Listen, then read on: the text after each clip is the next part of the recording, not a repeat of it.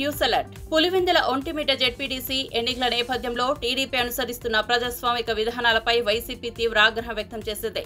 స్థానిక ప్రజలను భయభ్రాంతులకు గురి చేయడానికి పక్క జిల్లాల నుంచి గూండాలను మోహరించారని ఆరోపించింది. నల్లగొండవారిపాలెం గ్రామంలో ఎమ్మెల్సీ రమేష్ యాదవ్, నేతలు వేల్పుల రాము, వెంకటాద్రిరెడ్డి వాహనాన్ని టీడీపీ గూండాలు అడ్డుపెట్టుకుని ఇనుప రాడ్లు, కర్రలతో ధ్వంసం చేసి దాడి చేసినట్లు ఆరోపించారు. పెట్రోల్ పోసి హత్యాయత్నం కూడా చేశారని తెలిపారు. నిందితులపై చర్యలు తీసుకోకపోగా బాధ్యులపై ఎస్సీ ఎస్టీ అట్రాసిటీ కేసులు నమోదు చేయడం దారుణమని మండిపడ్డారు. ఎన్నికల సందర్భంలో తన బలహీనమైన రాజకీయ వైఖరి, జగన్మోహన్ రెడ్డి గారంటే ఎంత భయపడుతున్నాడు అనే అంశానికి ఈ సంఘటనలన్నీ కూడా మనకి పులివెందుల జెడ్పీటీసీ సెగ్మెంట్కు, ఒంటిమిట్ట సెగ్మెంట్కు జరుగుతున్న ఎన్నికలలో బహిర్గతమైపోయింది. ఈ నెల 6వ తారీఖు నాడు నల్లగొండవారిపాలెం అనే గ్రామంలో తెలుగుదేశం పార్టీ గూండాలు, తెలుగుదేశం పార్టీ నాయకుల యొక్క చేతిలో దారుణాతి దారుణంగా అవమానించబడి భుజాన్ని జారిపోయేటట్టుగా కొట్టి ఓ బీసీ సామాజిక వర్గానికి సంబంధించిన మా పార్టీకి సంబంధించిన ఎమ్మెల్సీ రమేష్ యాదవ్ గారి మీద దాడి జరిగింది. ఆ దాడిలో వారి కారు అద్దాలు పగలగొట్టారు, కారు మీద పెట్రోల్ పోశారు, రమేష్ యాదవ్ని కారుతో పాటు తగలబెట్టి చంపాలనే ప్రయత్నం జరిగింది. అదే ఘటనలలో మా మరో నాయకుడైన వేల్పుల రామలింగారెడ్డి గారు, అలాగనే ఇద్దరు నాయకుల మీద జరిగిన దాడిని మీరందరూ కూడా గమనించే ఉన్నారు. ఇలాంటి వైఖరి వేల్పుల రామలింగారెడ్డి, వెంకటాద్రిరెడ్డి ఇద్దరు కూడా అదే దాడిలో గాయపడ్డారండి. స్వయంగా ఎమ్మెల్సీ గాయపడ్డాడు, దారుణాతి దారుణంగా అవమానపడ్డాడు. చర్య తీసుకోమని పదే పదే స్థానికంగా పోలీస్ స్టేషన్ల చుట్టూ మా నాయకత్వాలు తిరిగినాయి, కంప్లైంట్ ఇచ్చింది. ఈ రోజు వరకు దాని మీద ఎలాంటి చర్య తీసుకోలేదు. ఒక్క తెలుగుదేశం పార్టీ వాళ్ళను కూడా అరెస్ట్ చేసిన దాఖలాలు లేవు. కానీ ఈరోజు 6వ తారీఖు నాడు కంప్లైంట్ ఇచ్చినట్లు ఎవరు ఒక ఎస్సీ సామాజిక వర్గానికి సంబంధించిన వ్యక్తి ద్వారా, ధనుంజయ్ అనే వ్యక్తి ద్వారా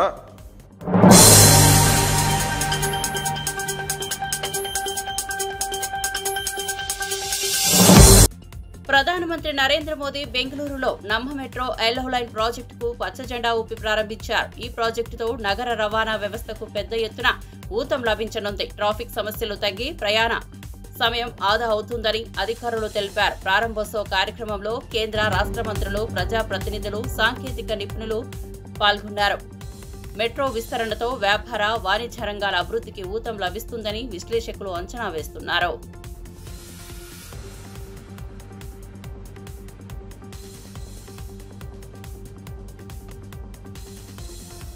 बेंगलुरु मेट्रो की येलो लाइन जहां पर तमाम स्टेशन का जिक्र करेंगे, इसमें 16 स्टेशन मौजूद हैं और बेंगलुरु की नम्मा मेट्रो येलो लाइन का उद्घाटन प्रधानमंत्री जो है उन्होंने कर दिया है और खास तौर पर सबसे ज्यादा ट्रैफिक वाला जो हिस्सा, आखिरकार मेट्रो का सफर क्यों करता है इंसान, तो ये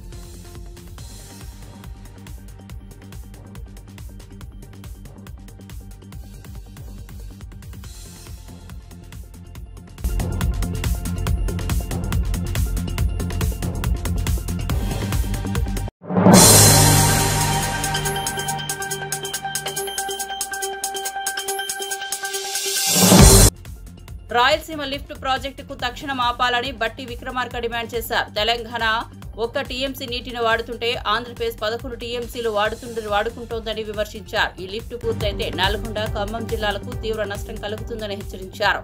సీఎం రేవంత్ రెడ్డి, ఇరిగేషన్ మంత్రి ఉత్తమ్ కుమార్ రెడ్డి బనకచర్ల ప్రాజెక్టుకు వ్యతిరేకంగా పోరాడడం వల్లే ఈ పనులు ఆగిపోయాయని అన్నారు. తెలంగాణ హక్కుల కోసం పోరాటం కొనసాగుతోందని బట్టి స్పష్టం చేశారు. పోతిరెడ్డిపాడు దగ్గర రాయలసీమ లిఫ్ట్ ఇరిగేషన్ అని లేకపోతే ఇంకొకటని లేకపోతే హంద్రి నీవా అని చెప్పి రోజుకి 11 టీఎంసీల నీళ్లు లెఫ్ట్ కెనాల్ ద్వారా వచ్చేటువంటి నీరింగ్ అబౌట్ 1 టీఎంసీ నీళ్లకి మనం ఇన్ని లక్షల ఎకరాలు పండించుకుంటున్నాం. ఆ 1 టీఎంసీ నీళ్లకి ఆ స్థాయిలో 11 టీఎంసీలు రోజుకి అక్కడి నుంచి లిఫ్ట్ చేస్తే శ్రీశైలం 20-25 రోజుల్లో ఖాళీ అయిపోయేటువంటి ప్రమాదం ముంచుకొస్తాం. ఒకవేళ శ్రీశైలమే ఖాళీ అయితే నాగార్జున సాగర్ నిండేది ఎప్పుడు? లెఫ్ట్ కెనాల్లో ఉన్నటువంటి టేలేన్ లో ఉన్న సెకండ్ జోన్ లో ఉన్న మా భూములకి నీళ్లు వచ్చేది ఎప్పుడని చాలా పెద్ద ఎత్తున ఆందోళన చెంది ఆనాడు కాంగ్రెస్ పార్టీ మీ నాయకత్వంలోనే ఆనాడు రాష్ట్ర కాంగ్రెస్ కమిటీ అధ్యక్షుడిగా మీరుంటే అనేక సందర్భాల్లో బయట మనం ప్రజెంటేషన్స్ ఇవ్వటమే కాదు, శాసనసభలో బయట కూడా మాట్లాడాం. మేము టేలెండ్ లో ఉన్నాం. సాగర్ జలాలు ఎట్టి పరిస్థితుల్లో మాకు అందుబాటులోకి వచ్చేటట్టుగా ఇరిగేషన్ శాఖ మంత్రులుగా మీరు తీసుకోవాల్సిన చర్యలన్నీ కూడా పటిష్టంగా తీసుకునే క్రమంలో ఇరిగేషన్ శాఖ మంత్రిగా ఆనాడు మీరు చేసినటువంటి పోరాటాన్ని గుర్తుపెట్టుకుని ఇవాళ పెద్ద ఎత్తున ఈ లెఫ్ట్ కెనాల్ ని కాపాడటం కోసం మీరు కేంద్రంతో గాని మిగతా వాళ్ళతో కానీ లేకపోతే న్యాయబద్ధంగా న్యాయస్థానాల్లో కూడా చేస్తున్నటువంటి పోరాటానికి ఖమ్మం జిల్లా ప్రజలందరి తరఫున మీకు ధన్యవాదాలు తెలియజేస్తా ఉన్నాం. ఇరిగేషన్ శాఖ మంత్రిగా మాకు తెలుసు మీరు సుప్రీంకోర్టు దాకా వెళ్లారు, మాకు తెలుసు మీరు బనకచర్లు కూడా అడ్డుకున్నారు. మీరు ఈ రాష్ట్ర ముఖ్యమంత్రి రేవంత్ రెడ్డి గారు ఢిల్లీకి వెళ్లి ఇరిగేషన్ సంబంధించి జలవనరుల శాఖ మంత్రితో కాకుండా అవసరమైతే కోర్టులో కూడా వేస్తామని చెప్పి అడ్డంగా మీరు నిటారుగా నిలబడ్డారు కాబట్టే ఇవాళ బనకచర్లైనా ఆగింది, లేకపోతే రాయలసీమ దగ్గర లిఫ్ట్ చేసే నీళ్లైనా ఆగాయి. మీ శ్రమని తప్పనిసరిగా ఈ లిఫ్ట్ ఇరిగేషన్ ఈ జవహర్ లిఫ్ట్ ఇరిగేషన్ ద్వారా నీళ్లు పొందుతున్న మేమే కాదు, ఈ లెఫ్ట్ కెనాల్ ద్వారా నీళ్లు పారేటువంటి సాగర్ రైతాంగ ఆయకట్టు సోదరులు అందరం తరఫున మీకు మేము ప్రత్యేకంగా ముఖ్యమంత్రికి మీకు ధన్యవాదాలు తెలియజేస్తాం.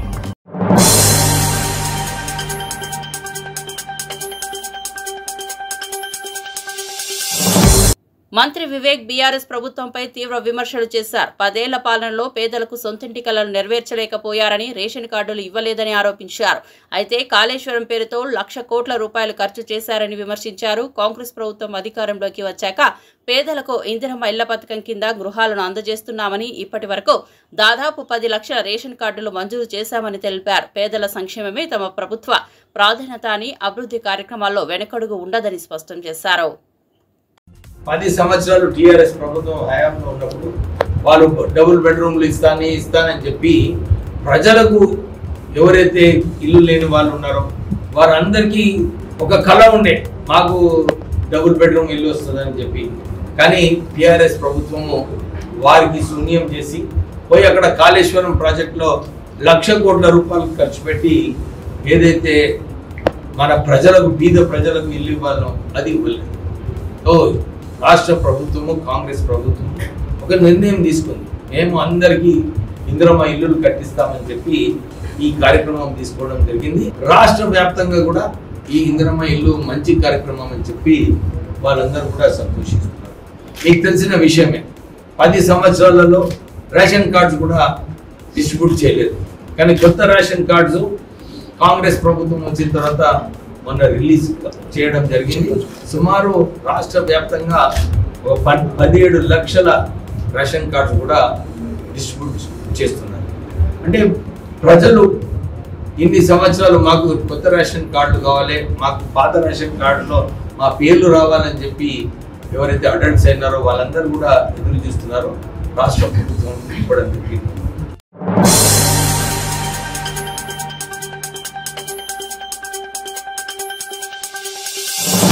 కొండా మురళి తనపై వచ్చిన అంశంపై క్రమశిక్షణ కమిటీకి వివరణ ఇచ్చినట్లు తెలిపారు. తాను ఇచ్చిన సమాధానంతో కమిటీ సంతృప్తి చెందిందని చెప్పారు. కాంగ్రెస్ ఇచ్చిన మాటలు ఎప్పటికీ జవదాటనని, పార్టీ ఏ నిర్ణయం తీసుకున్నా కట్టుబడి ఉంటానని స్పష్టం చేశారు. రాహుల్ గాంధీని ప్రధానమంత్రిగా చూడటమే తమ అందరి కోరిక అని పేర్కొన్నారు. పార్టీ పట్ల నిబద్ధతతో పనిచేస్తూ ఐక్యత కాపాడడమే ప్రధాన లక్ష్యమని చెప్పారు. భవిష్యత్తులో కూడా పార్టీ అభిమతానుసారం ముందుకు సాగుతానని హామీ ఇచ్చారు. ఈరోజు వారందరూ కూడా డిస్కస్ చేసుకున్నారు చాలా రోజులు. మరి కంపల్సరిగా రేపు కాంగ్రెస్ పార్టీకి నేను ముందే చెప్పినా,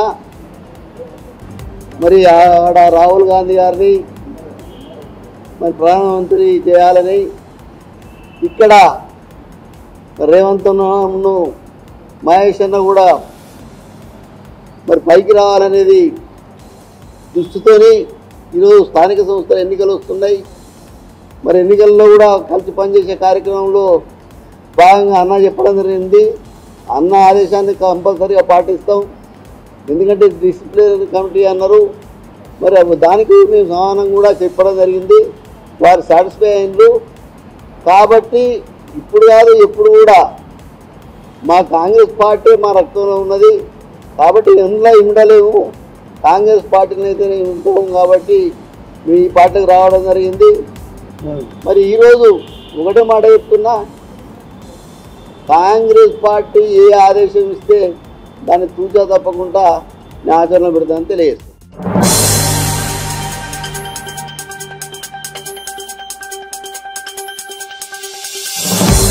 మల్లిరవి మాట్లాడుతూ కొండామురళి ఇష్యూను ఓ కొలిక్కి తెచ్చినట్లు తెలిపారు. వరంగల్ నేతల మధ్య ఉన్న విభేదాలు, అనిరుద్ రెడ్డి అంశంపై విస్తృతంగా చర్చించామని చెప్పారు. భవిష్యత్తులో కలిసికట్టుగా పనిచేసేందుకు అందరూ నేతలు అంగీకరించినట్లు వెల్లడించారు.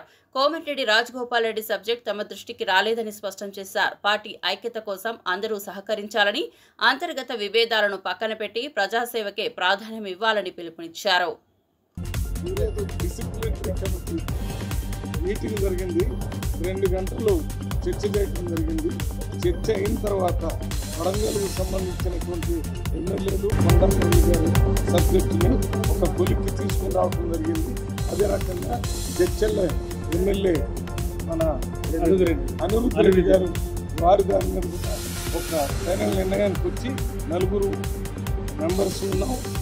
మళ్ళీ నేను అందరం యునానిమస్గా ఒక నిర్ణయానికి వచ్చాం. భవిష్యత్తులో కాంగ్రెస్ పార్టీ కోసం కలిసికట్టుగా పనిచేయడానికి ఒప్పుకున్నారు. కాబట్టి ఈ నిర్ణయం జరిగింది. ఈ విషయాన్ని మేము పిసిసి ప్రెసిడెంట్ మీనాక్షి నటరాజన్ గారు, సీఎం గారు వారి దృష్టికి మీకు వివరాలన్నీ తర్వాత చెప్తాం.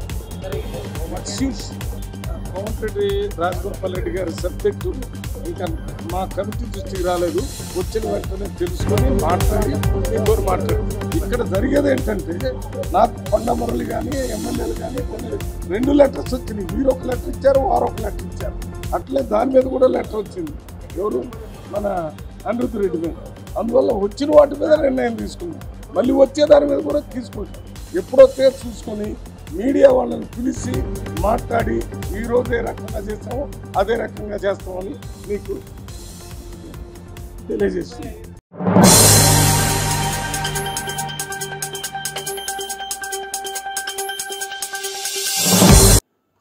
మేడ్చల్ ఎమ్మెల్యే మల్లారెడ్డి రాజకీయాలపై మరోసారి కీలక వ్యాఖ్యలు చేశారు. జపాన్లో రాజకీయాలకు రిటైర్మెంట్ ఉండదని, ఇక్కడ కూడా తనకు రాజకీయాల్లో రిటైర్మెంట్ లేదని స్పష్టం చేశారు. రాజకీయాలు వదిలేస్తానని ఎప్పుడూ అనలేదని, బీజేపీ లేదా టీడీపీలో చేరే ప్రశ్నే లేదని చెప్పారు. తాను ఎప్పటికీ బీఆర్ఎస్లోనే కొనసాగుతానని తెలిపారు. జవహర్ నగర్లోని ఓ ఫంక్షన్ హాల్ ప్రారంభోత్సవంలో మాట్లాడిన ఆయన, ఈ ప్రాంతం తన గుండెతో సమానమని, ఇక్కడి ప్రజల అభివృద్ధి కోసం నిరంతరం కృషి చేస్తానని హామీ ఇచ్చారు. రాజకీయాలకు దూరం ఉన్నారు కదా సార్, వారసత్వం దూరమేమి నేను అనలేదయా. నిన్న వాళ్ళు ఏదో రాంగ్ తోటి మెసేజ్ తోటి స్పీడ్ లో పోయిందని. రాజకీయంలో రిటైర్మెంట్ ఉండదు, యాది పెట్టు. రాజకీయంలో రిటైర్మెంట్ ఉండదు. నేను విద్యా సంస్థలు దేశం అంతా ఓపెన్ చేస్తా అని చెప్పిన.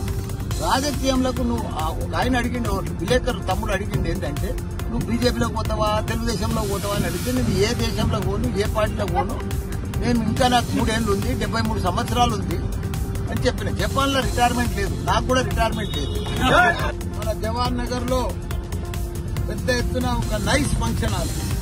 నైస్ అంటే రియల్ గా కూడా నైస్ ఉంది. నేను చాలా సంతోషపడ్డా లోపల చూసినాక. నైస్ ఫంక్షన్ హాల్ మన యూసుఫ్ గారు, మతీన్ గారు కలిసి ప్రారంభించినందుకు చాలా సంతోషం, వాళ్ళకు శుభాకాంక్షలు.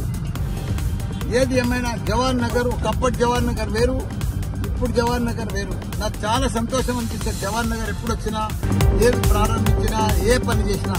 ఎందుకంటే జవహర్ నగర్ మొదటిసారి చెప్తున్నా నాకు గుండెకాయ. ఎందుకంటే నిజంగా మా కేటీఆర్ గారు, కేసీఆర్ గారు చాలా అభివృద్ధి చేసింది జవహర్ నగర్. ప్రిస్టేజ్ గా తీసుకొని 320 ఎకరాలు కూడా మన అల్లకెళ్ళి సీలింగ్ లో తీసేసి పెద్ద ఎత్తున ప్రజలకు అందరు కూడా పట్టాలు చేసి 59 జీవో కింద రకరకాలుగా ఎంతో మంది పేద ప్రజలకు పట్టాలు ఇప్పించి, అదే మాదిరిగా ప్రతి ఇంటికి కూడా రూపాయి కనెక్షన్, ఎన్నో రిజర్వాయర్లు కట్టించి వాళ్ళందరికీ కూడా నీళ్లు ఇచ్చిన ఘనత మన కేటీఆర్, కేసీఆర్. ఇప్పుడు చూస్తే ఒక పట్టణంలో అయిపోయింది. ఇప్పుడు మనం ఈ మెయిన్ రోడ్ చూస్తే మనకు అద్భుతం అనిపిస్తుంది. ఎందుకంటే హ్యాబిట్స్ మాదిరిగా అయిపోయింది మెయిన్ రోడ్ జవహర్ నగర్. ఒకప్పటి జవహర్ నగర్ కు ఇప్పటి జవహర్ నగర్ కు చాలా మారిపోయింది. ఎంతో మంది ప్రజలకు తక్కువ ధరకు ఇక్కడ ఇల్లు కొనుక్కొని, ఇక్కడ జవహర్ నగర్ అంటేనే గవర్నమెంట్ ల్యాండ్, ఇంకా వేరే ఆల్టర్నేటివ్ ఏం లేదు, అంతా గవర్నమెంట్ ల్యాండే. అయినా మన టీఆర్ఎస్ ప్రభుత్వం మంచిగా వాళ్ళకు ప్రభుత్వం ల్యాండ్ అంతా కూడా పట్టా చేసి, వాళ్ళకు అంతా కూడా పట్టాలు ఇచ్చి, వాళ్ళకందరూ కూడా నీళ్లు ఇచ్చి, కరెంట్ ఇచ్చి, పర్ఫెక్ట్ అన్ని రకాలు కూడా రోడ్లు లేపించి, కోట్ల రూపాయలు ఖర్చు పెట్టి అభివృద్ధి చేసిన ఘనత మన కేసీఆర్. ఎందుకంటే ఇప్పుడు జవహర్ నగర్ ఒక పట్టణం అయిపోయింది, ఓ మున్సిపాలిటీ అయిపోయింది. ఇప్పుడు జీహెచ్ఎంసీలో కలుపుతున్నట్టున్నారు, కానీ అది చాలా బాధాకరం ఉంది. 28 మంది కార్పొరేటర్లు బాగా వాళ్ళ సొంతం లెక్క కష్టపడి బాగా అభివృద్ధి చేసేట్టు ఇప్పుడు చూస్తున్నాం. జవహర్ నగర్ ను వాసన రాకుండా క్యాపింగ్ చేసి 144 కోట్లతోటి మొత్తం ఆ రామ్కీ వాళ్ళని అందరూ కట్టడి చేస్తే, ఇప్పుడు రామ్కీ వాళ్ళని కాంగ్రెస్ ప్రభుత్వం వచ్చింది, రామ్కీ కట్టడి పోయింది. ఇంకో చెత్తకుట్ట ఇంకోటి తయారైంది, మళ్ళా వాసన సురువు అయింది. ఇక్కడ గాని జవహర్ నగర్ గాని, అదే గాని దమ్మాయిగూడెం గాని, నాగారం గాని మళ్ళా వాసన వస్తుంది. దాన్ని కట్టడి చేస్తలేరు.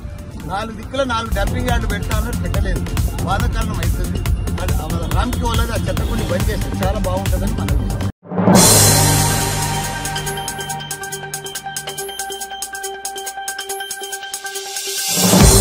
అచ్చంపేట మాజీ ఎమ్మెల్యే గువ్వల బాలరాజు బీజేపీలో చేరారు. తెలంగాణ బీజేపీ అధ్యక్షుడు రామచంద్రరావు సమక్షంలో ఆయనకు బీజేపీ కండువా కప్పి ఆహ్వానించారు. ఈ కార్యక్రమంలో బీజేపీ ఎంపీ లక్ష్మణ్, పలువురు సీనియర్ నేతలు, గువ్వల బాలరాజు అనుచరులు పాల్గొన్నారు. పార్టీ సిద్ధాంతాలు, అభివృద్ధి పథకాలు తనను ఆకర్షించాయని బాలరాజు తెలిపారు. ప్రజల సేవ కోసం బీజేపీ వేదికగా కృషి చేస్తారని, ప్రాంతీయ సమస్యల పరిష్కారమే తన ప్రధాన లక్ష్యమని హామీ ఇచ్చారు. భారతీయ జనతా పార్టీలో ఈరోజు అచ్చంపేట మాజీ శాసనసభ్యులు గువ్వల బాలరాజు గారికి సాధారణంగా భారతీయ జనతా పార్టీ కుటుంబంలోకి స్వాగతం తెలుపుతున్నారు మన రాష్ట్ర అధ్యక్షులు ఎన్ రామచంద్రరావు గారు. వారిని ఇప్పుడు భారతీయ జనతా పార్టీలోకి గువ్వల బాలరాజు గారిని సాధారణంగా ఆహ్వానిస్తూ కండువా కప్పి వారిని భారతీయ జనతా పార్టీలోకి ఆహ్వానించడం జరుగుతూ ఉంది. వారికి స్వాగతం, సుస్వాగతం.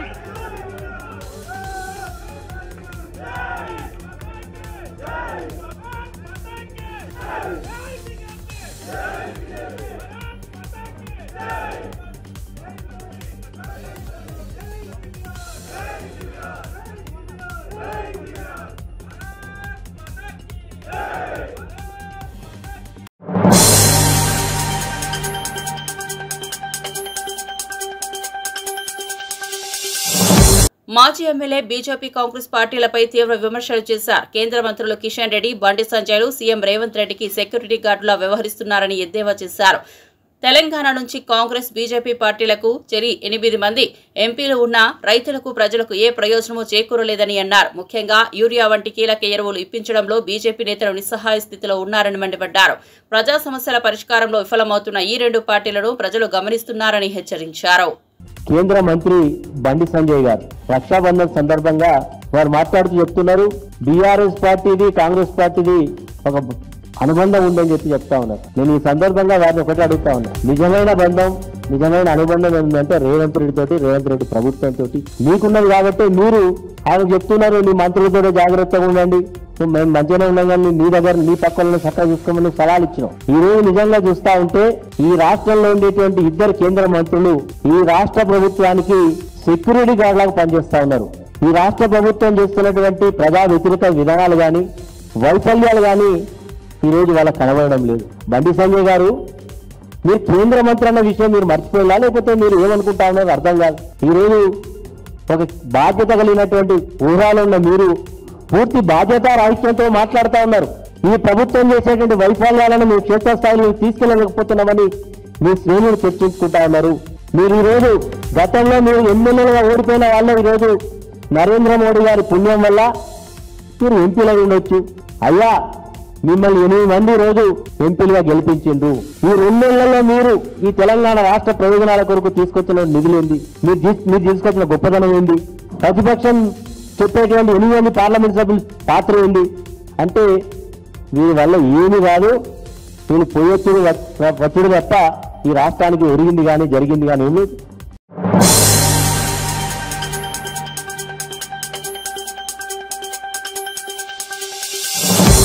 ఎమ్మెల్సీ రమేష్ యాదవ్ రాష్ట్రంలో శాంతి భద్రతలు పూర్తిగా క్షీణించాయని తీవ్రంగా విమర్శించారు. పులివెందుల జెడ్పీటీసీ ఉప ఎన్నిక సందర్భంగా పోలీసులు అధిక టీడీపీతో కుమ్మక్కై ప్రతిపక్ష నేతలపై తప్పుడు కేసులు నమోదు చేస్తున్నారని ఆరోపించారు. టీడీపీ గూండాలు వైసీపీ కార్యకర్తలపై భౌతిక దాడులు చేస్తున్నప్పటికీ పోలీసులు నిర్లక్ష్యం వహిస్తున్నారని, తాను ఎమ్మెల్సీగా ఉన్నప్పటికీ తనపై హత్యాయత్నం జరిగిందని, రక్షణ లేకుండా ఉన్న పరిస్థితి ఆందోళనకరమని తెలిపారు.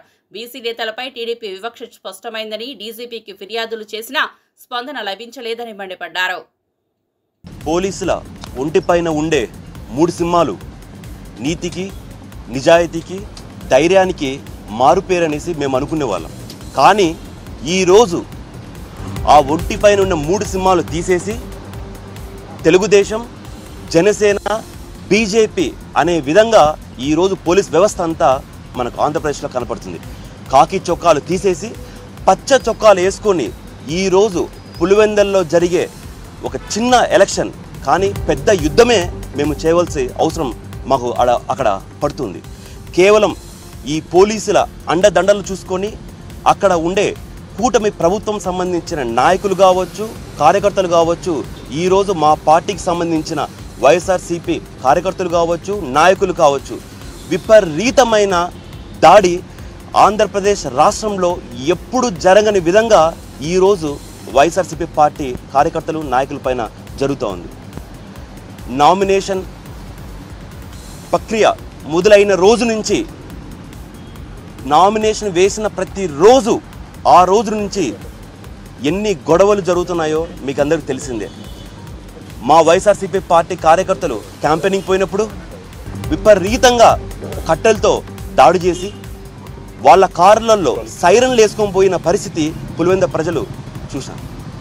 మరుసటి రోజు ఒక ఎమ్మెల్సీగా, ఒక చట్టసభల్లో ఉన్న వ్యక్తిగా నేను మా పార్టీకి సంబంధించి క్యాంపెయినింగ్ పోయి అక్కడ ముగించుకొని బయలుదేరే సమయంలో సుమారుగా ఒక 100 నుంచి 150 మంది వచ్చి మమ్మల్ని చంపే ప్రయత్నం చేశారు. మా కారు పైన పెట్రోల్ పోసి తగలబెట్టే ప్రయత్నం చేశారు. ఆ దేవుని దయ వల్ల నేను అక్కడి నుంచి తప్పించుకొని పారిపోయే పరిస్థితి మీకు అందరికీ తెలిసింది. ఈరోజు ఎలక్షన్ జరిగే టైంలో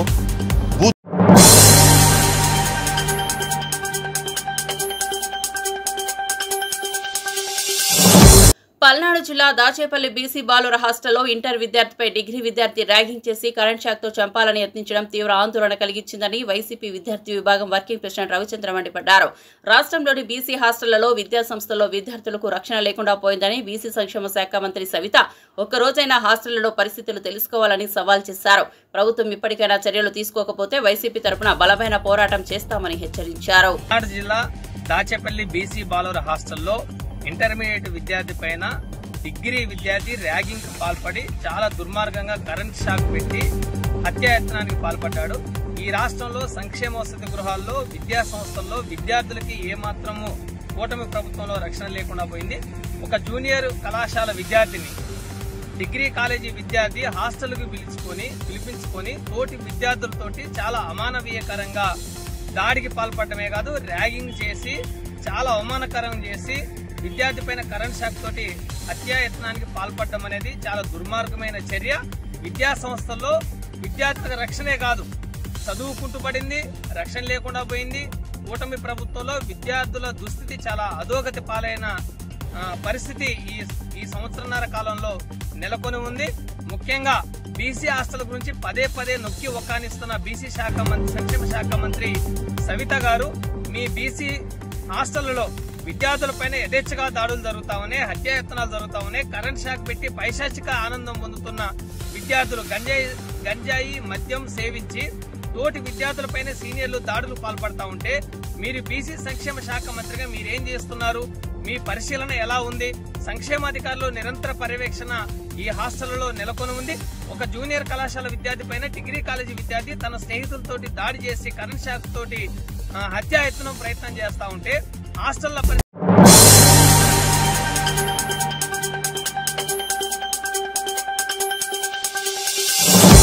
వర్షాకాలంలో హైదరాబాద్ లో వరద సమస్య కొత్తది కాదని మంత్రి పొన్నం ప్రభాకర్ అన్నారు. సీఎం రేవంత్ రెడ్డి ఆదేశాలతో అన్ని శాఖల సమన్వయంతో నగర సమస్యలకు శాశ్వత పరిష్కారం తీసుకురావడానికి చర్యలు మొదలుపెట్టామని వెల్లడించారు. భవిష్యత్ అవసరాలను దృష్టిలో ఉంచుకుని మాస్టర్ ప్లాన్ సిద్ధం చేయాలని నిర్ణయం తీసుకున్నామని తెలిపారు. ప్రభుత్వం చేపట్టే పనుల్లో ప్రజలు సహకరించాల్సిన అవసరం ఉందని సూచించారు. హైదరాబాద్ కు సంబంధించి రింగ్ రోడ్డు లోపల ఉన్నటువంటి ప్రాంత ప్రజలకు వర్షం కారణంగా ఎటువంటి ఇబ్బందులు సమస్యలు ఏర్పడకుండా చూడాలనే ఆలోచనతోటి రాష్ట్ర ప్రభుత్వం దృఢ సంకల్పంతో ఉంది. ముఖ్యమంత్రి గారు ఆ విధమైనటువంటి ఆదేశాలు ఇవ్వడం జరిగింది. ఇక్కడ నాతో పాటు గౌరవ మేయర్ గారు,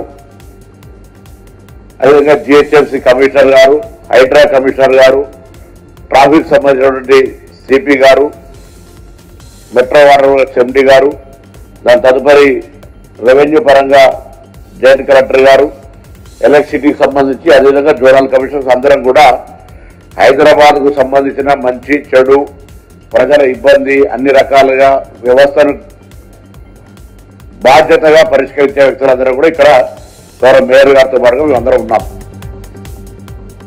ప్రజలకు ఒక విశ్వాసం ఇవ్వాల్సుకున్నాం. ఎక్కడ కూడా ఇప్పుడు ఇంత పెద్ద ఎత్తున ఇబ్బందికరమైనటువంటి తాత్కాలిక ట్రాఫిక్ జామో లేకపోతే రోడ్లపై నీళ్లు వచ్చినప్పటికీ కూడా ఎక్కడ కూడా ఎటువంటి ప్రాణ నష్టం కానీ లేదా ఇతరత్ర ఆస్తి నష్టానికి సంబంధించినటువంటి పెద్ద ఇబ్బందికర పరిస్థితులు ఏం రాలేదు. ఎందుకంటే ఎఫిషియెంట్ గా మేనేజ్మెంట్ ఎప్పటికప్పుడు జరుగుతూ ఉంది. ఇది ఈ రోజు ఒకటే రోజు వచ్చినటువంటి సమస్య కాదు. 1931లో జనాభాకు అనుగుణంగా ఏర్పరిచిన తరువాతి ఆనాడు ఉన్నటువంటి డ్రైన్ సిస్టమ్ కావచ్చు, డ్రింకింగ్ వాటర్ సిస్టమ్ కావచ్చు, లేకపోతే రోడ్స్ కావచ్చు, ఎలక్ట్రిసిటీ కావచ్చు ఉన్నదాన్ని తాత్కాలికంగా ఎవరిని ఇప్పుడు మనం విమర్శించేది కాదు. కానీ ఉన్నటువంటి సందర్భాల లోపల అప్పటికప్పుడు రిక్వైర్మెంట్ ప్రకారంగా ఎక్స్పాన్షన్ చేసుకుంటూ పోయినా తప్ప భవిష్యత్తుకు సంబంధించినటువంటి ఒక ప్రణాళిక అనేటువంటిది ఏం చేసుకోలేదు. అది ఇప్పుడు గౌరవ ముఖ్యమంత్రి గారు శాఖ వారి దగ్గర ఉంచి భవిష్యత్తు ప్రణాళికకు సంబంధించి హైదరాబాద్ లో త్రాగునీటికి సంబంధించి కావచ్చు లేదా ఇతరత్ర అన్ని రకాల అంశాలకు సంబంధించి ఒక స్పెసిఫిక్ గా అన్ని విభాగాల సమన్వయంతో అనేక సందర్భాల్లో రివ్యూ చేసి ఒక కార్యాచరణ తీసుకొని అందుకు సంబంధించి ఒక ఈ మధ్యలో జీవో కూడా ఏర్పాటు చేశారు. అదంతా కూడా సర్వే జరుగుతూ ఉంది. ఇప్పుడు ప్రస్తుతానికి అది రాబోయే కాలానికి సంబంధించి తీసుకునే నిర్ణయం. ఇప్పుడు ప్రస్తుతానికి జరుగుతున్న సందర్భంలో మేము ప్రజలను కోరుతా ఉన్నా, ఎక్కడైనా ఏదైనా ఇబ్బంది వస్తే వెంటనే ఈ శాఖ ఆ శాఖ అనేది లేకుండా మీకు అందుబాటులో ఉన్నటువంటి ఏ వ్యవస్థ అయినా, అది రెవెన్యూ కావచ్చు, ఎలక్ట్రిసిటీ కావచ్చు, పోలీసు కావచ్చు, హైడ్రా కావచ్చు, జిహెచ్ఎంసీ కావచ్చు, ఎవరైనా సరే వాళ్ళ సహకారం తీసుకొని ఆ సమస్యను దాన్ని అధిగమించే విధంగా ముందు ఆ యొక్క ఎపిసోడ్ నుంచి బయటికి రావాలని కోరుతా ఉన్నా.